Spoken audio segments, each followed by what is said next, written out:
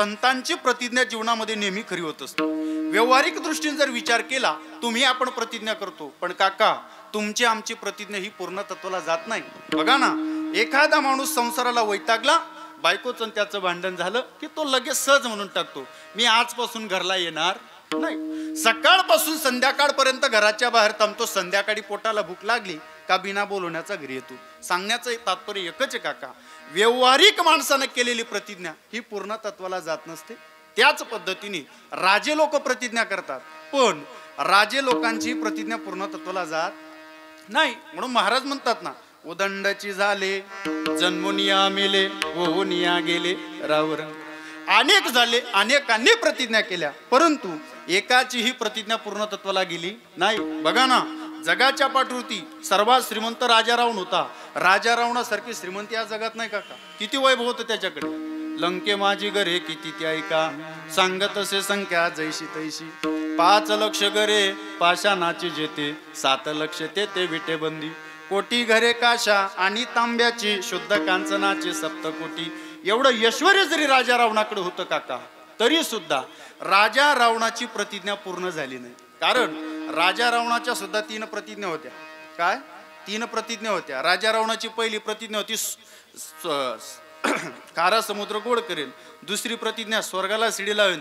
तिसरी प्रतिज्ञा सोन्याला सुगंध आणेल. मला सांगा, राजा रावणाची दुसऱ्या क्रमांकाची प्रतिज्ञा जर पूर्ण झाली असती, आपल्यातलं कोण कोण स्वर्गात गेलं असतं? मी काय बोलतो समजे राहा तुमले, कारण मी पूर्ण खेड्यागावातला कीर्तनकार आहे बाबा, पूर्ण आयराणी पट्टीतला. मला आयराणी बोलायला खूप आवडते, कारण सब भाषा किराणी उसको कहते आयराणी. म्हणून लक्ष देऊन ऐका, मी काय बोलतो कळतंय तुम्हाला. जर राजा रावणाने दुसऱ्या क्रमांकाची प्रतिज्ञा पूर्ण केली असती, आपल्यातलं स्वर्गात कोण कोण गेलं असतं? एक सांगू, एकही गेलं नसतं. कारण सांगू, यदा कदाचित एखादा स्वर्गाच्या पायऱ्या चढायला लागला असता, दुसऱ्या त्याच्या तंगड्या धरून त्याला खाली ओढलं असतं. कारण आपल्या लोकांना आपल्या लोकांची प्रगती होते हे सहन होत नाही. आपल्यातला एखादा जर किती लहान व्यक्ती पुढे जायला लागला, समाधान बाबा, तर लगे आपले लोक त्याचे पाय घेतात, त्याला माग करण्याचा प्रयत्न करतात. बघा, पटण्याकरता छोटंसं सांगतो, लक्ष देऊन ऐका. समाज हा जो समाज आहे ना, हा स्वतःच्या दुःखाने दुखी नाही बरं का, दुसऱ्याचं सुख पाहून दुखी. काय? दुसऱ्याचं सुख पाहून दुखी, स्वतःच्या दुःखाने दुखी नाही. एखाद्याची प्रगती व्हायला लागली की लगेच आपल्या लोकांना अजीर्ण व्हायला सुरुवात होते काका. एखादं गरीबाचं लेकरू जर पुढे जात असेल तर आपले लोक म्हणतात, नाही होते काही नाही, दाखा पाडा अशी. अरे जाऊ दे ना काका, गरीबाचं लेकरू पुढे जात आहे.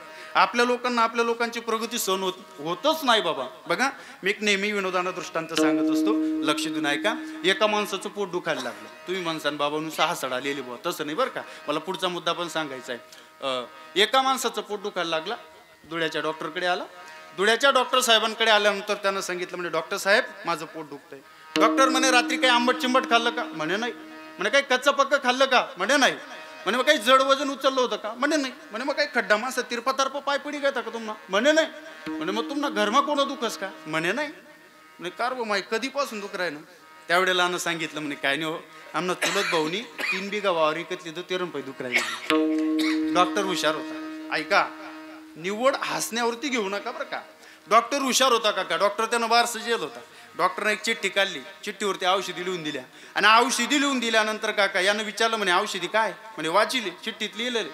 यानं चिठ्ठी जी होती ना ती बघितली समोर, आणि त्या चिठ्ठीत लिहिलं होतं. यानं वाचायला सुरुवात केली. त्या चिठ्ठीत काय लिहिलं होतं? चेतन महाराज, जव लोगून त्यानं 3 बिघा इकात नाही, तव लोगून पोट दुखणं बंद होत नाही. सांगण्याचं तात्पर्य एकच काका, आपल्या लोकांना आपल्या लोकांची प्रगती सहन होत नाही. विठाला विठाला विषयांतर झाला म्हणून माफी मागतो. लक्ष देऊन ऐका. राजा रावणाच्या 3 प्रतिज्ञा होत्या बाबा. किती? 3. पण एकाचीही पूर्णत्वाला गेली नाही. हो, एकाचीही पूर्णत्वाला गेली नाही. अजून सांगू, राजा रावण तर पापी होता, दुराचारी होता, राक्षस श्रेणीतला होता. पण काका जगाच्या मालकानं प्रतिज्ञा केली, पण जगाच्या मालकाची सुद्धा प्रतिज्ञा पूर्णत्वाला गेली नाही. कारण देवाने सुद्धा प्रतिज्ञा केली होती ना, कौरव पांडवांच्या युद्धाच्या वेळेस भगवान कृष्ण कनानं प्रतिज्ञा केली, हातामध्ये शस्त्र धरणार नाही, युद्ध करणार नाही. इकडे देवाने प्रतिज्ञा केली, तिकडे पितामह भीष्माचार्य प्रतिज्ञा करतात, उद्या सूर्योदयापासून सूर्यास्ताला जाईपर्यंत एकही पांडव पृथ्वीवरती जिवंत ठेवणार नाही. ही प्रतिज्ञा ज्या वेळेला द्रौपदीच्या कानी गेली, द्रौपदीने विचार केला, अरे ही साधारण व्यक्तीची प्रतिज्ञा नाही. काय? साधारण व्यक्तीची प्रतिज्ञा नाही. आणि ज्या अर्थी त्यांनी प्रतिज्ञा केली ते खरी केल्याशिवाय राहणार नाही. करावं काय तिला कळत नाही. त्यावेळेला तिने भगवंताचा धावा केला, भगवान परमात्म्याची विनंती केली. रात्रीच्या 2 वाजता भगवान परमात्मा द्रौपदी जोड आले आणि द्रौपदीला सांगितलं, द्रौपदी कशाला बोलावलं? त्यावेळेला द्रौपदी देवाला सांगते, देवा अरे पितामह भीष्माचार्यांनी केलेली प्रतिज्ञा ऐकली नाही का? म्हणे ऐकले ना. म्हणजे देवा सांग ना, शांत कशी बसू? त्यावेळेला भगवंतानं सांगितलं, काळजी करू नको, मी तुला इथून पितामह भीष्माचार्यांच्या कुटीजवळ घेऊन जाईल. तिथं गेला तर पायातले पायतन बाहेर काढ, आतमध्ये जा, पितामह भीष्माचार्यांचा आशीर्वाद घे. त्यांनी जर तुला विचारलं कोणासोबत आली, सरळ सरळ सांग, मी माझ्या नोकराबरोबर आली. म्हणजे चालेल देवा, काय हरकत नाही. भगवंताने सांगितल्याप्रमाणे द्रौपदी गेली, पायातले पायतन बाहेर काढले. आतमध्ये गेल्यानंतर काका पितामह भीष्माचार्यांचा आशीर्वाद घेतला आणि पितामह भीष्माचार्यांच्या मुखातनं सहज शब्द निघाला, सौभाग्यवती भव. काय? सौभाग्यवती भव. त्यावेळेला द्रौपदीने पितामह भीष्माचार्यांना प्रश्न केला की महाराज तुम्ही काय आशीर्वाद दिला मला? तुम्हीच प्रतिज्ञा केलेली, उद्या सूर्योदयापासून सूर्यास्ताला जाईपर्यंत एकही पांडव पृथ्वीवरती जिवंत ठेवणार नाही, आणि तुम्हीच मला आशीर्वाद देतात की सौभाग्यवती भव. निष्पांडवी पृथ्वी म्हणजे पांडवांना तुम्ही मारणार, आणि जर पांडव मेले, पांडव तर माझे पती आहेत ना, पांडव माझे पतीतनी जर पांडवच मेले तर माझ्या कपाडी कुंकू कसं राहील? आणि ज्या अर्थी माझ्या कपाडी कुंकू राहणार नाही त्या अर्थी मी सौभाग्यवती कशी राहील? सांगा ना, हा आशीर्वाद का दिला? त्यावेळेला पितामह भीष्माचार्यांनी द्रौपदीला सांगितलं, द्रौपदी मला एक सांग, तुला इथं कोणी आणलं? द्रौपदी म्हणे, मी माझ्या नोकराबरोबर आले. दाखव तुझा नोकर कुठं आहे तर. त्यावेळेला काका पितामह भीष्माचार्य द्रौपदीला घेऊन कुटीच्या बाहेर आले. त्या ठिकाणी एक व्यक्ती अंगावरती फाटकी घोंगडी टाकून बसलेला होता. पितामह भीष्माचार्यांनी त्या व्यक्तीच्या अंगावरची घोंगडी बाजूला केली. साक्षात जगाचा मालक, ब्रह्मांडाचा चालक मालक असणारा तो भगवान परमात्मा द्रौपदीचे पायतन आपल्या हातात धरून बसलेला होता.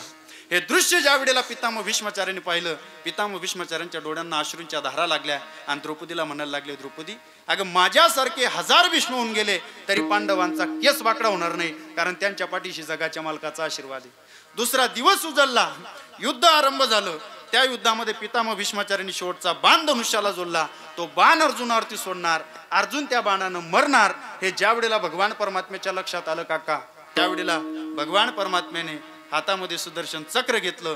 पितामह भीष्माचार्यांनी ते चक्र सोडणार, तेवढ्यात काका पितामह भीष्माचार्यांची नजर देवाकडे गेली आणि ते देवाला म्हणायला लागले, देवा ज्या स्थितीमध्ये असेल ना त्या स्थितीमध्ये थांब.